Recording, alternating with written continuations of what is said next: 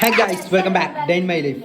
എടാ മധുര കളിച്ച മതി നിർത്തി നമുക്ക് ഇന്നൊരു കല്യാണം അതിന് പോവാം. സൗണ്ട് കിട്ടി ഞാൻ വന്ന് നോക്കുമ്പോ ഇതാ ഒരുത്തവിടെ നിൽക്കണേ കല്യാണത്തിന് വേണ്ടിട്ട്. ഇന്നെന്തോ വല്ലാത്ത കെറ്റപ്പിലാണ് വന്നിക്കണേ. ഏതൊരു കുട്ടിനെ കാണാണ്ട് തോന്നുന്നു. ആ പുഞ്ചിരി മൂത്ത് കാണാണ്ട്. പിന്നെ ഒന്നും നോക്കിയില്ല, നേരം അങ്ങോട്ട് വിട്ടു. ഞാൻ കള്ളം പറഞ്ഞതല്ലാന്ന് മനസ്സിലായില്ലേ. ഇതാ കണ്ടോ ഫോൺ വിളി നിൽക്കണില്ല. അവന്റെ ഫുഡ് കഴിക്കണടുത്ത് തിരക്കായതുകൊണ്ട് വേറെ ഒന്നും നോക്കിയില്ല, നേരെ ചെന്ന് ഐസ്ക്രീം കഴിക്കാനായിട്ട്. ഇവൻ നമ്മുടെ മച്ചാനായതുകൊണ്ട് തന്നെ അവൻ വേഗം ഐസ്ക്രീം എടുത്തെന്ന് അതും കഴിച്ചിട്ട് നിന്ന് ഫുഡ് കഴിക്കാനുള്ള സ്പേസ് കിട്ടിയോണ്ട് വേഗം കയറി. ഇവൻ ഈച്ചനാട്ട് എന്തായാലും വേണ്ടില്ല, നിങ്ങൾ സബ്സ്ക്രൈബ് ചെയ്യാൻ മറക്കല്ലേ. ഇതാണ് നമ്മുടെ ആശാനാണ് നമുക്ക് വളമ്പിയാൻ പോകുന്നത്. കുറെ നേരം ഇങ്ങനെ ഇരിക്കണ്, ഫുഡ് അങ്ങോട്ട് വീരണേ ഇല്ല. യെസ്, അങ്ങനെ കാത്തിരിപ്പിന് ശേഷം ഫുഡ് അങ്ങനെ എത്തി.